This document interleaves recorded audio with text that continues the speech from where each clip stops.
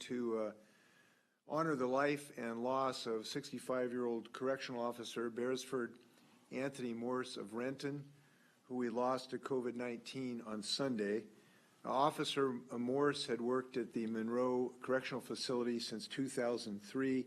He was most recently at the minimum security unit at the Monroe Correctional Center.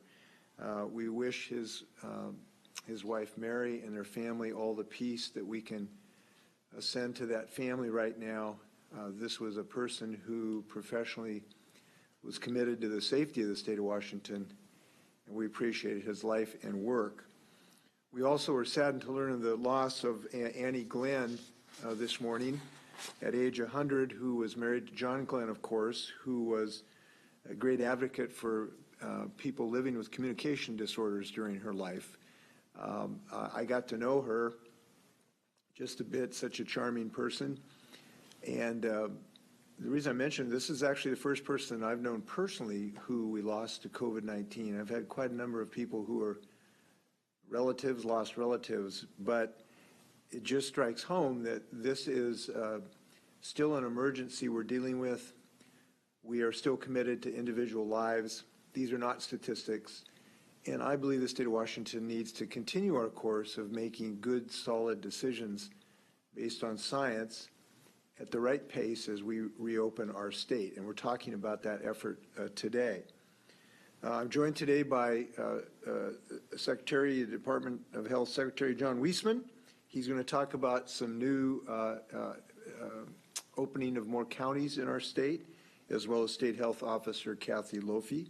We also have Department of Commerce Secretary Lisa Brown, who is going to be talking about some of the small business grants that we are offering. And we also have Rob Owen from Owen's Grocery in Ponderay County. First off, we have some, I think, some good news for our state. Today we are expanding more opportunities for more states or more counties to be able to move to phase 2 of our recovery program. Today we're announcing new criteria that will allow 10 more counties to apply for a variance to allow them to move forward on their phase 2 operations. And they will be eligible to apply if they have less than 10 new cases per 100,000 residents over a 14-day span. This criteria for the next phase of our recovery plan is consistent with the CDC guidelines for opening regions nationwide. This obviously is happily going to allow more economic opportunity for states that can qualify, while still really providing the protections we need for the health of our citizens. So if I can show you the 10 counties that will be eligible to apply for these variances now on the map are Spokane, Adams, Mason, Thurston, Lewis, Clark, Clallam, Kitsap Island, and San Juan counties. We also will show you the graph now of all the counties that are either already have been cleared for phase 2 and the new eligible counties. So as of Monday, we have approved 10 counties to move into phase 2 of our 4-phase Safe Start recovery plan, and that's based on their population and lack of COVID-19 cases. Combined with Jefferson and Grays Harbor counties, which are eligible for a variance but haven't applied as of yet, that makes 22 counties in the state that are currently eligible for a variance upon application or are already moving to phase 2. Combined, these counties represent about 30% of the state's population. As we open up more of our state, I just want to note that our dependence on our local officials in local decision-making will increase, and the need to adhere to our remaining restrictions will obviously be very important for the health of their citizens. Phase 2 has restrictions on activities including crowd sizes as well as mandatory protections for workers. These are very important. These need to be followed so we can save more lives, obviously. And if the local leaders are ready to take on that responsibility, we expect that they'll do so in a very careful and thoughtful way and follow the guidance to keep their citizens safe. I know counties applying want to serve their residents and not just the whole state.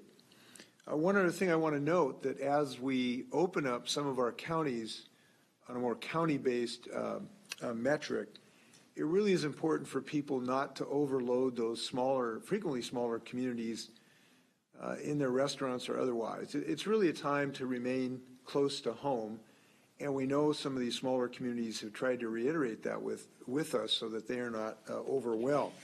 So I hope people can keep that in mind.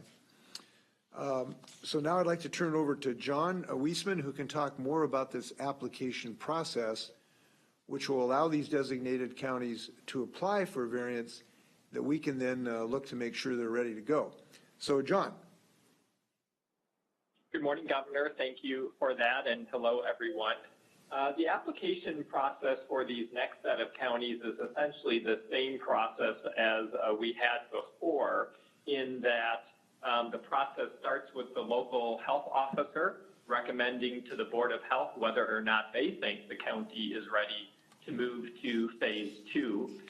They do have the option to move to phase 2 with all of the businesses or activities that are listed there, or a subset of them if that would be their recommendation.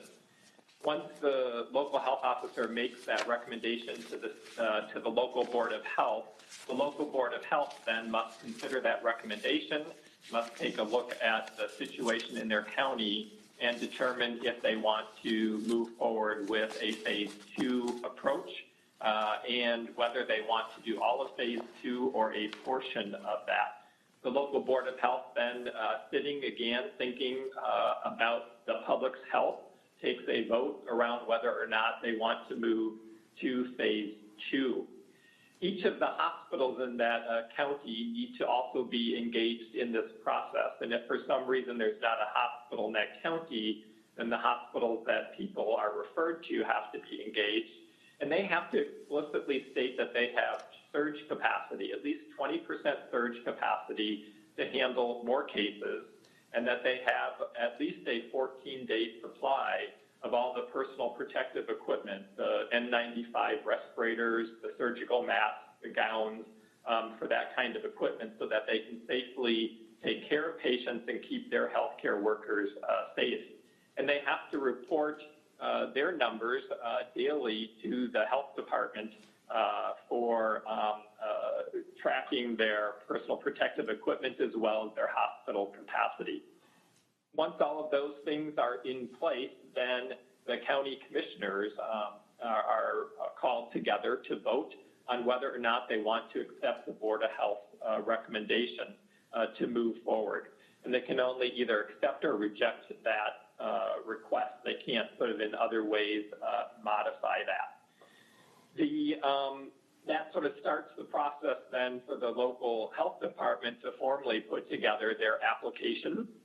And local health departments have to give us information around their testing capacity in the community, how many tests they're actually doing, how they are assuring access for folks who might be uninsured, who might have other languages, and to make sure that folks who traditionally are underserved have equal access to testing, both in terms of the speed and the services that are available. Then there's also the need for them to outline their capacity to be able to receive positive cases, those folks, to interview them, be able to help support them in making sure that they're able to safely house themselves in their home and not expose others in the home to COVID, and to be able to identify who their close contacts were, those being people that they've spent 10 minutes or more with in 6 feet of distance while they have been infectious. And that infectious period can be 2 or 3 days before the onset of symptoms and then from symptoms. So the health department has to demonstrate their capacity to do this work and their capacity to interview folks within the 24 and a 48-hour period. So we're looking to make sure that the support is there for the local health department to be able to quickly and effectively respond to any new cases. We also asked them to outline for us the community's capacity to house people who might be ill with COVID and don't need hospitalization, or who have been a close contact, but for whatever reason can't safely do that at home. Maybe they don't have a home, maybe there's somebody who's immunocompromised in the home, so it's just not a safe place to be. So they need to demonstrate then that a county, the community, has capacity for folks to be housed there. And I will note that that housing is without charge to the individuals who need the service. So that is something that the government pays for folks. So that should not be a barrier, and for the services that they need to be able to safely be there. They have to demonstrate as well this capacity to provide assistance to folks who are safely housing themselves in their own home, should they need food or other kinds of services, and their ability to work with the community to provide that. It's just so important with this as we move from these phase 1 to phase 2, and as we start restarting our economy, that people who are having symptoms or who have had close contact stay home, do not infect other folks. And we have to make sure that they have the support to be able to successfully do that. And then we also asked the health department to indicate to us their capacity to perform outbreak investigations. So we know that COVID has not gone away. Even in these communities, there will be more cases. We need to, however, make sure that the community, that the health department is prepared to respond to an outbreak in a nursing home, a long-term care facility, in some kind of workplace, whatever that workplace might be, that might have a number of cases. And we're certainly seeing hotspots around the state in places like meatpacking and produce production places. So we need to make sure that a health department is prepared to quickly get on those, test people if necessary, put the control measures in place to see to it that it doesn't spread. So this really is a community effort. It requires our elected officials and others to support them. It requires them to support the community in implementing these safe behaviors in terms of returning to business. We know that everybody wants to be responsible, and we want to help people be able to follow those guidelines. So that's the process, and once those applications are completed, they're turned into the Department of Health for review, and then ultimately my decision-making around whether or not we think they are ready to move forward with safely being able to monitor the situation and respond. So with that, Governor, I'll turn it back over to you. Thanks, John, and thanks for your work on this. And by the way, we know next January you're going to another responsibility, and I want to thank you for what you've been doing for our state to date. I know you've been working really hard and in a very thoughtful way to have a public health expert who's nationally recognized, and you are. When I talk to Dr. Fauci and others, they recognize your talents, and we appreciate it, but you're not done. We know that. Look, this is really something we ought to feel good about in the state of Washington. The ability of people going back to work, the ability of people going back to restaurants after this most difficult time of economic anxiety and social distress. To be able to move forward like this is really something to celebrate. And we ought to do that. But I do want to just put my oar in the water on this issue that we do have to still recognize that we've made progress, but we're just so far from being out of the woods. I know some people sort of say, well, we should start worrying about the second wave of the virus. And when I hear that, I think, well, when did the first wave pass? Because it is not. We still are having somewhere 150, 200 people a day infected. This is not passed. We have flattened the curve, but it continues to haunt us and infect our communities. We have communities, for instance, Yakima, one of the highest infection rates in the western United States right now. So I think this moment is, I hope people do enjoy sort of 1 point joy and celebration and maybe 2 parts responsibility, because our ability to really succeed now depends on these counties that are going to be able to go to phase 2. Their really responsible behavior is going to be a guide for the rest of the state and be necessary for us to ultimately succeed. So I think that cautious, well-informed, scientifically reasoned measures are what we're going to need these local communities to show the way forward for the rest of the state of Washington. And the reason is clear. This has been too painful. We do not want to do this twice. We want to get this behind us. So we're going to look forward to the leadership in these local communities as they move forward. We know the consequences of this is tough. I just this morning heard that there's some cities in Germany that are having to go back to lockdown. We do not want to have to do that. So we'll look forward to local leadership really helping us make sure that we continue this journey of beating this virus. Bottom line is we still live in the era of COVID-19. And we're going to continue to look at data and make adjustments. Again, all the metrics we rely on, we talked about some of them today, but they're available to the public on our COVID-19 risk assessment dashboard, and that's found at coronavirus.wa.gov. Now, we have some more good news. Early this year, we allocated $10 million in our strategic reserve fund to assist impacted small businesses, with grants of up to $10,000 apiece to help them through this storm. And thanks to the work of the Department of Commerce and Lisa Brown, I'm pleased to announce the first round to 501 grant recipients from 20 counties across the state. These include businesses in hard-hit industries like retail, restaurants, construction, hospitality, salons, gyms, and theaters. They also represent a very broad cross-section of the small business owners of Washington, women, minority, tribal, veteran-owned businesses. We know these businesses can use this money to pay rent and utilities and supplies and inventory and non-payroll expenses. And for many of them, we hope this is a bridge to get them to the other side of this crisis. So to talk about that, I'll turn this over to Lisa Brown.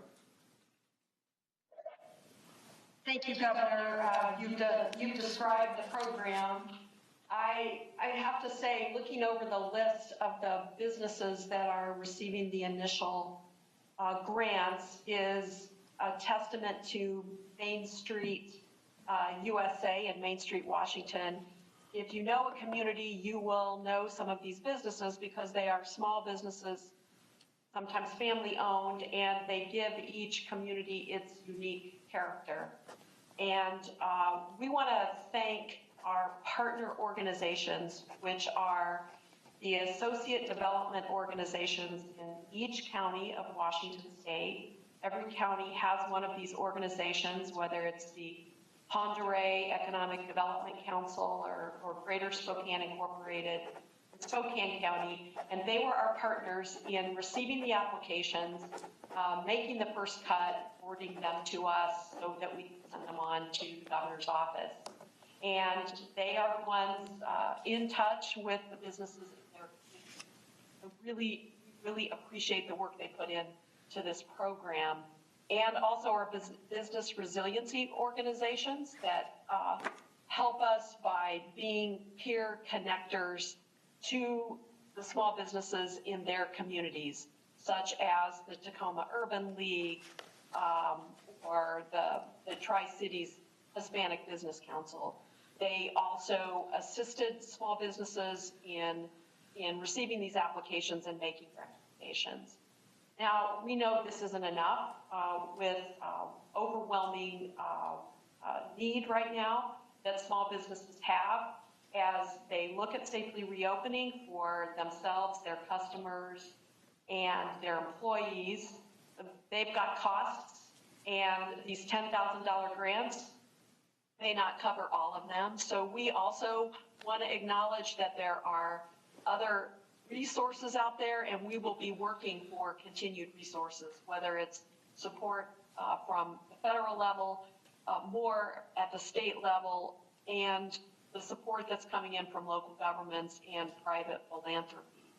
And it's most important to us that we are able to maintain this connection with these small businesses, hear what their needs are, and help navigate through this really challenging time. So thank you, Governor, for giving us the opportunity to talk about this today. Thanks, Lisa, and thanks for having a well-considered way of this application process. We know in the grand scheme of things, this is not a giant number, but we do want to show our appreciation for the small businesses that are the heartbeat of our smaller communities. And we know what it means to them and their neighbors. We have one of those small business owners here with us, Rob Owen. Rob is the owner of a family grocery store in Newport in Pend County. His family store has been in business since 1938. And Rob, I wonder if you have a few comments. Yes, first off, I'd just like to thank the Pend County Economic Development Council and Jamie Wyrovic for helping us through the grant process, and the City of Newport and Russ Pelleberg, our City Administrator. Obviously, the state, Ms. Brown and yourself, Mr. Inslee, for allocating these funds to businesses such as ourselves. And most importantly, our community and our customers that have continued to check in on us and support us during these trying times. Like I said, we were started in 1938 by my great-grandparents. I'm the fourth generation, and right now downstairs I have the fifth generation doing some real-world schoolwork, learning how to run a business.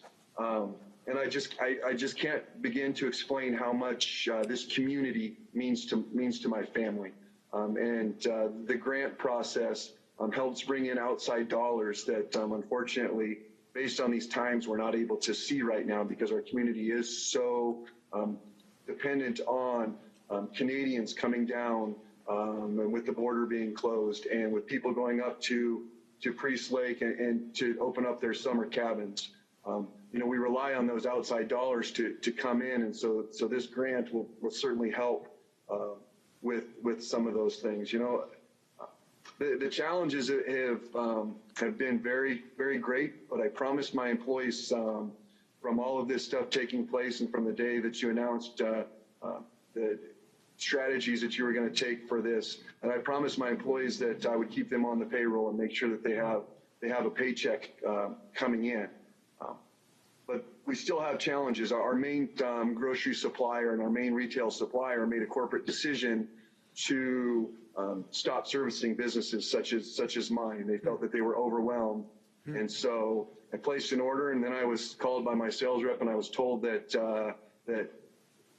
don't expect to get product because we just can't do it. So for the last couple months, I've been driving to various retail outlets and wholesale places in Spokane to gather supplies to bring back to the community, so we can have items to put on our shelves and to supply our customers. Unfortunately, we don't have the multi-million-dollar budget that some of these larger companies have for advertising and those sorts of things. So we really rely on the word of mouth and our local customers. And when we don't have those products, it becomes trying to have them, they tell people, well, they're out of this or out of that. And so unfortunately, we do lose customers that way. And as this started to go, my business especially was coming out of our slow season. Typically, December, January, February are our slow months. So we use those summer months to build up a reserve to make it through those slow months. And we kind of had hit the bottom, and then unfortunately this pandemic hits, and we don't necessarily have the reserves to make it through this. So it's greatly appreciated that you guys are here to help us, because we've seen our sales decrease probably 50% or more. But again, my employees in this community mean so much to myself and my family that we're committed and we're very thankful for the small business grants, because I look at some of the federal things and they talk about small businesses being 500 employees or less, and I just laugh at that. And I think I have 6. You know, I guess I might be like a micro business. I'm not sure what, but for it to be, this grant to be allocated to the equivalency of 10 full-time employees or less, I think really helps, because we don't have the accountants and we don't have those things that can go out and help us find some of these federal funds to do these sorts of things. So it is certainly greatly appreciated for everything that this is going to do for us. And again, I just want to say, thank you to Jamie and to Russ and to yourself and to Ms. Brown for this fund. And kind of on a personal note, when you were a gubernatorial candidate, you actually stopped into my business, and one of your staffers took a picture of the front of my building, and one of our local customers found on, I believe it was Facebook page at the time, you had done a chalk sketch of the front of our building. So I printed off a copy of that, and we have some of those pointed out down here. So when people come in, I'm like, well, here's our claim to fame that the governor drew a picture of the front of our building. So again, I just want to say thank you for these grants, and I will make sure that we do everything I can to help keep our community strong. Thank you. Rob, that was so inspirational to hear your story, and we want to make sure that you get several more generations at that store. You just pointed out everything that's great about small businesses and small towns. That you kind of remind me of George Bailey and It's a Wonderful Life. You just keep your whole community going. I know you're doing that. I hope this is going to help you out. I will tell a little story. So this morning, we were just having our briefing about what we were going to talk about today about this small business grant program. And they said, well, my staff told me we're going to have somebody from this small business talk. And I said, well, who's that? And they said, well, it's a little grocery store over in Ponderay County in Newport. And I said, I might know that business. And what business is it? And they said, well, it's Owens. And I go, oh, really, Owens? Well, that's interesting, because I stopped by and I have such a strong memory of your Huckleberry ice cream. It was incredible. Now, I cannot endorse your business. I can't endorse any businesses, but I can say that Huckleberry ice cream memory still sticks with me. And on my dresser at home, I did little sketches when I was running for governor in 2012. And so I'm going to put my little doodle up here. And I got to tell you, I love your front of your store, and I love the story you just told. And it's just an honor to know you. And I hope this is going to work out for you, and you're going to be a good example for other businesses. So thanks, Rob, and thank your daughter. I'll look forward to when she's the CEO too. Okay. With that, why don't we stand for questions? First question comes from Rachel with AP. Governor, will different criteria apply to the larger counties moving to phase 2, or will they also be eligible once they have the same ratio of new cases based on population over that 2-week period? And then a question for Secretary Weisman or Kathy Laffey. Will the state be able to test every nursing home resident and staffer by May 25th, which is a recommendation that the White House made last week? And will the state then be able to test every nursing home staffer on a regular basis afterward? I'll start. So basically, our intention at the moment is to have this criteria as we move forward and potentially other counties. I will hasten to say, though, that this is always subject to change depending on what's happening with the virus. And so that's our present thinking, but we have to look at what's happening to the virus, and it could change up or down as time goes on. But we think this is a very scientifically credible, thoughtful way to make decisions, and I'm pleased on how we've done that. So John or Kathy, you want to talk about long-term care facilities? Yes, thanks for the question. So yes, we've met with the governor. We are preparing to quickly test every nursing home resident in the state that hasn't already been tested in some kind of outbreak setting recently, and the staff who work for them, as well as for the folks who are in memory care. That's going to be the first out. We are working on an announcement about that. We will be looking to do that in a 2-week period of time to have that happen. So the May 25th timeline for us is going to be more towards the end of the month. And then we are looking at all of the other long-term care facilities as well, with intention of providing testing or having testing at those sites as well, and the staff there. So all of that will be announced in the next couple of days more formally. And we are then looking at a plan to be able to have those staff retested on a periodic basis. So yes, we are moving in that direction. We think that's a good policy, and are ramping that up. Of course, all of this does depend on testing supplies. And I know the governor's had conversations about this in the past, and we continue to work on that as well. Yeah, just a note on testing. The limitation to date has been on not having enough testing capability to do these long-term care facilities. And we think now that we've been able to get a little more equipment for the sampling, because we've built the analytical capability, as you know. In fact, we were getting a new machine from a manufacturer in Switzerland, from Roche, for the University of Washington, I believe. I had conversations with the CEO about that. So we've had good analytical capability, but as you know, we've not had the swabs and the test kits.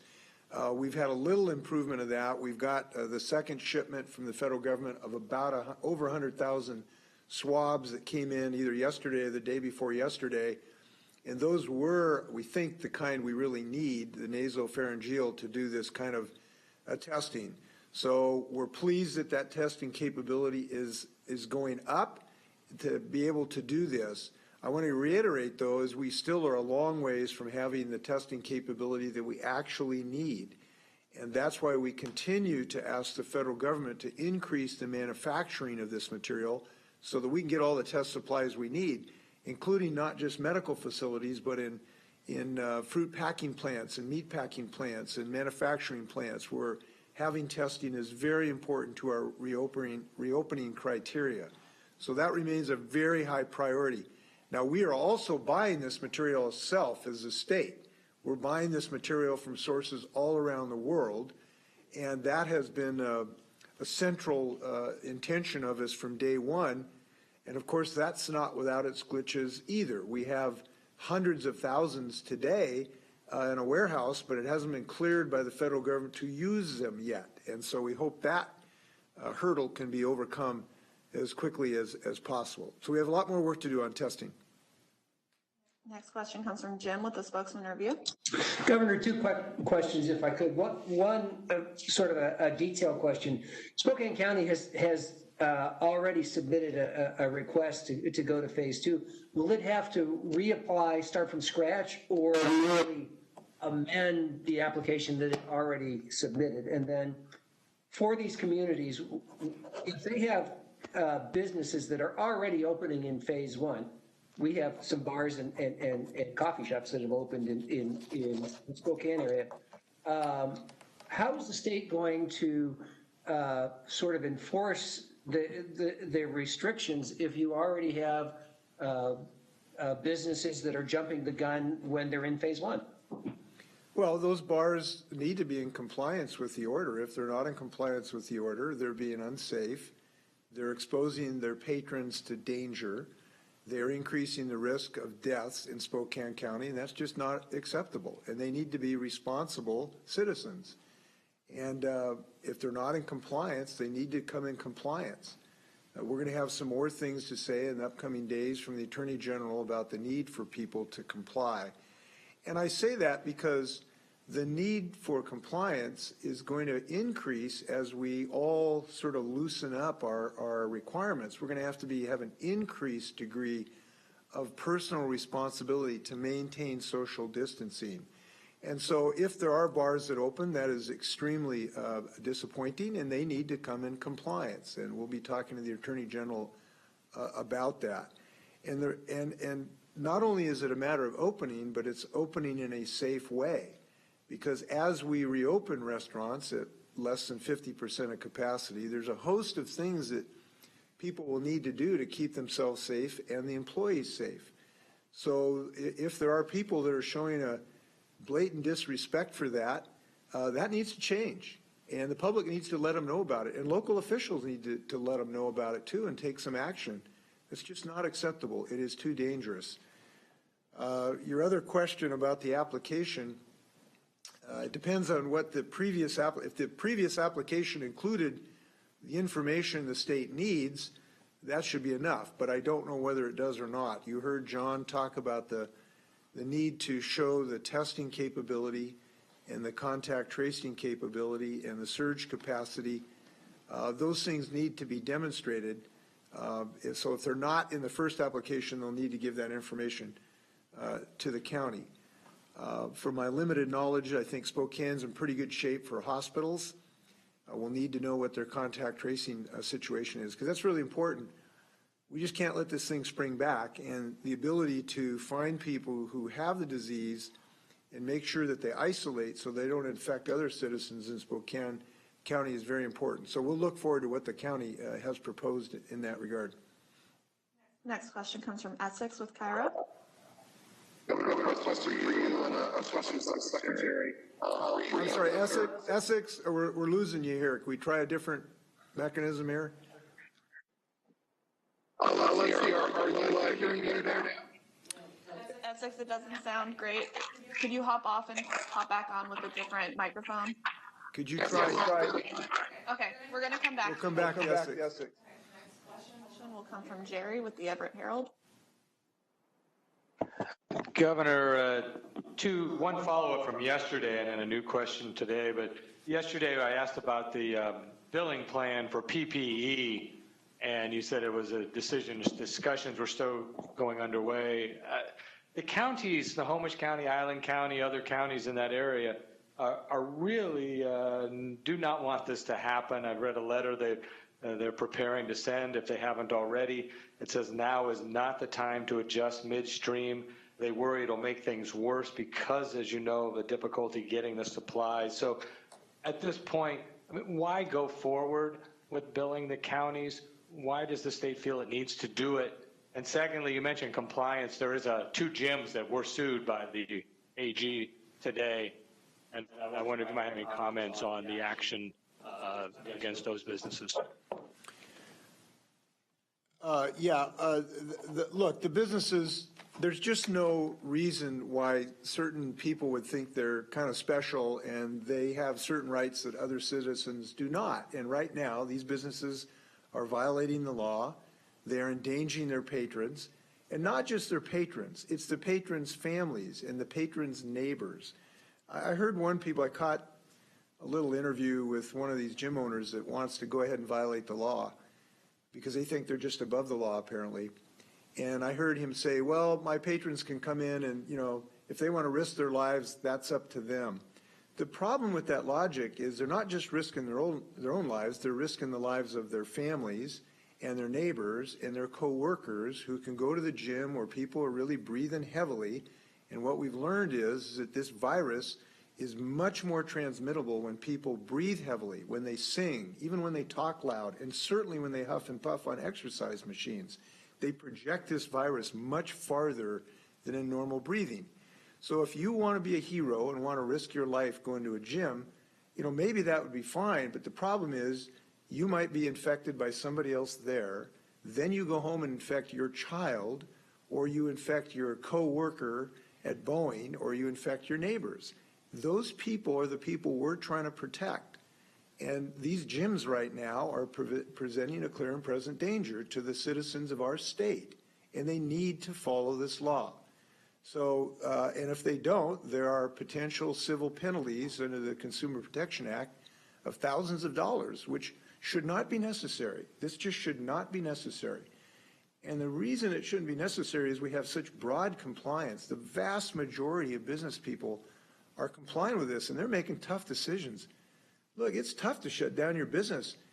You got payment, you got people you need to pay the payroll. This is hard. They're making some really hard decisions, and because they're being responsible. So for some irresponsible business leaders to besmirch the ones that are being responsible, that just won't stand, and they need to change their behavior. The question on the county, we have not actually made a demand right now. We are considering this issue. The reason it is at least being considered is that there are new dollars coming in from the federal government that might be able to basically reimburse the county so that the county really doesn't have any additional new responsibility financially, because they can use the new federal money to fulfill that whatever percent they might be called upon as their match. But we have not made that decision yet. We are continuing to talk to counties. And so this is just something that we haven't decided yet. Next question comes from Chris with King 5. Governor, good morning. By the way, if I can add something, excuse me, just for a moment, I want to add this too. One way or another, we're going to make sure that this does not disrupt our ability to get PPE. I will tell you that. We are not going to make any decisions that will result in our citizens getting less PPE. Now, maybe there are decisions about which entity is responsible for what percentage, but we are going to make sure that PPE comes as fast as humanly possible. We're committed to that. Thank you. Yeah, go ahead. I'm sorry. I interrupted you. Yeah, Governor, two questions really. One, has there been any idea, suggestion from your office to counties about the potential for so-called streeteries? Like Calgary has adopted a model where they've opened up streets to allow for restaurants to have more space when they do reopen. And then secondly, unrelated, but also happening today, the president has tweeted that he's pleased to announce that Sound Transit will receive over $166 million in federal funds to keep the transit system open and operational. I'm wondering if you have a response to his tweet. I had not heard this, so that's good news. Obviously, Sound Transit extremely important, so we appreciate it. I do think that I'm hopeful that that would signal an intention to make larger investments in our transportation system. So that sounds good, but it'll be even more helpful if the administration really will work with Congress to do a major infrastructure package for rebuilding our transportation system in the United States, including public transportation. I think the same thing to be said about renewing and rebuilding our electrical grid in a way that gives us more clean energy. I think the same is true on rebuilding our utilities. So I'm kind of morphing off your question, but we really think, given the huge insult to our economy, we need a very strong federal program of rebuilding the infrastructure of America. And that's good to get us out of this economic doldrums that we are going to be in. The scale of the problem, I think, demands that. And we know we need to do these things anyway. We know we need to have better public transportation. We know we need to deal with clean energy and climate change. We know we have to rebuild our water systems. And so we're hopeful that the federal government can work to do that in the upcoming several weeks and months. And we're hopeful that the House bill that passed, which will really help our local communities provide for teachers and firefighters and police and correctional officers, that the Senate will take that up and pass that. We are in dire straits in our state. Both Republican and Democratic governors are banging that drum about how tough a shape we're in. And so I'm really hopeful that the Senate will follow the House and help these local communities do the things that they so desperately need. Your issue about streets, you know, the state really doesn't have jurisdiction on streets. This is mostly a city and county decision. But where I've seen this done, it certainly looks like a really attractive solution so that businesses and restaurants can have more space out in the front of their buildings to maintain that social distancing. And it seems really worthwhile considering. Next question comes from Joe with the Seattle Times. Governor, we've had 2 days now, maybe even a few days, where there have been 3 or fewer reported fatalities due to COVID-19, and I'm curious if you or the public health officials think that is a beginning of a trend on that front. Well, we certainly hope so. You know, I just every day when I open up, I get the epi report every afternoon, late afternoon, and when I look at those numbers, it's just, your kind of heart stops for a second to figure out the situation. And it has been gratifying. Obviously, any death is an enormous loss, but those numbers do appear to have come down in the last week and a half. But you have to take some caveats with that. One is, what we've learned is it's really important to look for longer trends, not just individual day results. And there is other good news besides the apparent reduction of fatalities, in that we still have a downward trend, it looks like, on our percentage of hospitalizations that are with COVID illnesses. That has dropped down and has stayed a little bit stable the last few days, and that measured on date of onset is good news too, because that sort of, if you look at the data onset, that predicts what you might have in fatalities 2 weeks later. So there's another piece of good news. The concerning news, however, though, is that our modeling has shown that we still aren't down below 1 on the R0 level, meaning how fast the infection is going to continue to build or go down. And we're at about 1, which means the infection level every day, you'd still continue to get 150 or 200 infections every day on the longer term. So the way I would categorize it, one of the modelers the other day says, look, we're just on the knife's edge here, and we had some good news on fatalities, but we're on the knife's edge. We could fall off the other way too, given where we are in that R0 number. So we just got to keep working on this. Next question comes from Essex with Cairo. Governor, trying again and hoping you're hearing me okay? Yeah, that's better. All right. We're seeing this morning that the Trump administration has timed the end of National Guard deployments to be just 1 day short of the day they would need to qualify for retirement and education benefits. What would you say to Guard members who might feel exploited, and what can you do about it? Well, I talked to our congressional delegation call this morning about this, and I'm hopeful that they can reverse that really untimely decision, if it is a decision.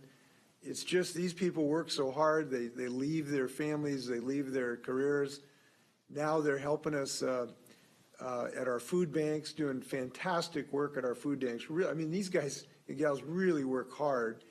As you know, they are a major part of our contact tracing army that we've built, and we don't want to lose them on that day, but we also don't want them to lose the potential benefits. And it looks like the reason the administration did this was to deprive the men and women of increased retirement and educational benefits they could get if they go 90 days, but if they go only 89 days, they don't get those benefits. That seems really unfair to these hardworking people. So we hope that that gets revisited, and I talked to the delegation this morning. I assume the administration is going to be hearing a lot from a lot of people about this subject. Next question comes from Pablo with Univision. By the way, including me. Thank you. My question is about the proposed Washington Worker Relief Fund. We learned that the Seattle City Council has joined hundreds of organizations asking you to create a $100 million fund for undocumented workers who can receive unemployment. Have you received input from people who oppose this proposal? And what would be the challenges in implementing something like this? Well, we've been considering this now for some time, and we're looking at what we can do, whether the executive branch, the governor, has authority to do this without a statutory authority. And I haven't got the full answer on that yet. So we're trying to figure out if the governor can do this without additional action by the legislature. And then the secondary question, what would be an appropriate level, obviously. We do think, look, these are folks who are working hard, paying taxes, going to work, now being exposed to coronavirus in our agricultural labor facilities. They're keeping this is not the only thing this community does, but I'm thinking of them right now because so many of our agricultural workers, many of whom are not documented, are keeping our food supply going on our tables today, and they've had a disproportionate number of infections. So they're on my mind at the moment. So yes, we are looking at that. If there's some way we can do this, we'll have more to say that in the upcoming days. Next question comes from Jim with the News Tribune. Governor, the U.S. Department of Health and Human Services put out a statement today that it's delivering $177 million in new funding to Washington to support testing. I'm wondering what impact this will have. And the statement also makes a reference to that governors have to submit a plan to HHS for testing, including goals for the remainder of the calendar year. Well, obviously, this would be helpful if the federal government can help us financially. But to be honest with you, and we will accept this, and I assume we will propose a plan that I presume will be satisfactory because we have a really good strategy on how to do testing and good prioritization, and I assume that will be satisfactory. But I have to tell you, the impediment that we've had on testing is not financial. We have been able to pour whatever money is necessary to get the testing supplies. The lack of money has not constrained us. What has constrained us is a simple lack of supplies. They could have $3 trillion, but there were no swabs to buy. So this has been a manufacturing problem, and as you know, we have been pleading with the administration for months now to use the Defense Production Act and all of its application to increase the number of swabs that are being developed, the number of transport viral medium that is produced, and the amount of reagent that is necessary in the testing process. The administration was extremely slow to begin that process, and governors, Republicans and Democrats, have been pleading with the president to increase the manufacturing about this because it wasn't the money that was the problem. We just didn't have the swabs being made. So the administration has started to do that. We want to encourage them to accelerate that because it's not enough now. We still do not have enough manufacturing in the United States to provide the states for what they need. And by the way, this is both Republicans and Democrat governors are telling the president this on a regular basis.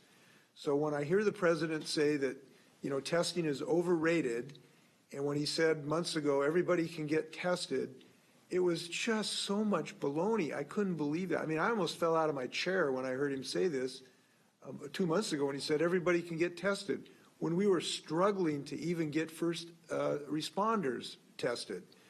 So that type of attitude has not been helpful. We hope it will improve.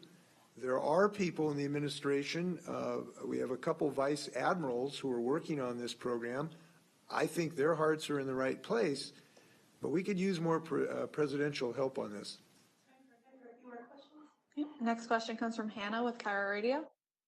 Hi, Governor. A couple of questions. First, for all of the counties approved for variances now that can move to phase 2, will they be allowed to move to phase 3 when the rest of the state can go to phase 2? And also, hoping you can provide some context. There was some comments you made last week to, I believe, Senator Sanders, suggesting the COVID crisis is an economic opportunity or opportunity to advance climate change. Can you clarify what those comments meant? Yeah, phase 3, it will not be automatic for the counties that are now in phase 2. It won't be automatic into phase 3. We'll have the same kind of process that we have now. And they might be able, it might be coincidence, so they might be able to do that at the same time, but it's not necessarily linked. We'll continue to look at this on a data-driven process. Look, it is really clear that our nation needs at least a couple things right now. We need a huge increase in economic activity, and we need a federal leadership on that to create a demand to turn the spigot of our economy on full blast. We need, I believe, something of the scale of the thing that did get us out of the first Great Depression. I studied economics at the UW. I don't consider myself an economist, but I do believe that we know that what really got us out of the Great Depression was World War II and the massive investment in the armament that helped us maintain freedom. That put millions of Americans to work. It put money in their pockets, and it was the shot of adrenaline that really restarted the U.S. economy. It just kind of stumbled along for years until we got that huge infusion of new demand. I believe that we need a similar effort for other things that the nation needs right now. And there are several things that we know that we need. I made reference to some of them a little bit earlier. We know we need a huge infrastructure project to rebuild the transportation infrastructure of our country. Anybody who's suffering their commutes right now on I-5 or I-405 recognizes the need for additional infrastructure. You look at the West Seattle Bridge, incredibly expensive project that we need to rebuild, and hopefully that we can do that. The need to rebuild the bridge over the Columbia River on I-5, which is a project of statewide significance. That bridge was built during the Woodrow Wilson administration. It needs to be replaced. So we have enormous needs for transportation infrastructure. We have enormous needs to rebuild our energy system so that it is less polluting and more healthy. And that is a nationwide need. It predated the COVID crisis because the climate crisis predated COVID. But the opportunity to build our economy helps our economy as well as the health aspects of climate change. And we know we need to rebuild our utilities. Our water and utilities and sewer systems are decrepit. If you ever look at the Society of American Engineers, they do a study and they evaluate the utilities and they give almost everywhere a D because they're old and they're falling apart. So the point of comments I made the other day was this is a moment where we should not allow the opponents, the people who deny climate change, to use the COVID as an excuse not to deal with climate change. That was my point. And the point is that this is going to help rebuild our economy. And I really fundamentally believe that. Last question. Final question comes from Austin with Northwest News Network. Oh, hi, Governor. I'm curious whether you are contemplating some sort of statewide mandate that people wear masks as we start reopening the economy. But also more to the point about your announcement today regarding these additional counties, what about the other 17 counties, which comprise, I think, about 70% of the population? How likely are they to be moving to phase 2 towards the end of this month into early June? Yeah, on masks, we're going to have a little more to say about this, but our thinking at the moment is to basically have a requirement that businesses make it clear that they encourage their patrons when they're inside to wear face coverings and masks. We think that's the right approach. We want to have broad uses of masks when we're inside in public. We've learned that inside conditions keep the virus in where it hovers. And as we learn more about this virus, we've learned that it's more transmittable than we knew. That even breathing and talking loud even projects things further. And so we do think the very wide use of face coverings and masks is extremely important, and the scientific community now supports that. Now, when we use a non-N95 mask, a face covering that's cloth or a surgical mask, we are protecting someone else, not ourselves. We are protecting our neighbor who might be in the grocery store standing next to us. But that has great value. An N95 protects us when we wear it, but that face covering protects your neighbors and your coworkers and other folks. So we'll have more specific guidance on this, but this is one of the things that I think is really important to think about because, again, we're putting aside what has been an effective strategy, which is social distancing, and we're putting that aside so we can get back to restarting our economy. But we have to replace that with something, and that means replace it with additional use of masks and face coverings and more contact tracing and testing and more isolation. And the reason I point this out is we've had sort of this blunt instrument where the whole community was really hurting our economy and hurting our personal lives. We now are moving to a situation where the weapon of choice is in our individual lives. And that kind of means we all are going to have to think about the things we can do in our personal lives, using masks, maintaining social distancing, still thinking about how we orient our offices so that people aren't exposed. Maybe you don't have to need your mask when you're sitting at your desk, but look at when you're in the lunchroom and you're sitting next to people or even congregating, those masks have real value. So we are going to have, at the moment, this is not a decision, thinking about requiring businesses to encourage customers on a voluntary basis to help out in this regard. As far as the other counties, so the other counties unfortunately have too high infections to justify moving to phase 2 at this moment. But hopefully their numbers will come down over time, and we look at them on a daily basis. And there has been some progress in this regard. So we'll continue to monitor them and look at them. We are hopeful that we can, in many, if not all of these counties, move forward on June 1. But we cannot predict the status of the virus on that date. No one can. We're going to have to make real-time decisions as we look at this. But I know that all of us who want that to happen on June 1, we can do something about this. We can continue to socially distance. We can wear masks. We can make good individual decisions. And the more of us who do those things, the more people that are compliant with this order, the more likelihood that we can move forward on June 1. And by the way, I want to tell you that I know how frustrating this is to people. It would just be such a delight. I would love to be able to say, here's the date. We're all going back to work on that date. I mean, that would be a cause for giant celebration.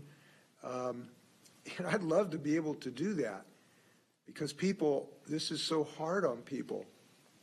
But we got to make decisions based on what's responsible and based on health, and that's what we're going to continue to do. With that, thank you very much. Please wash your hands.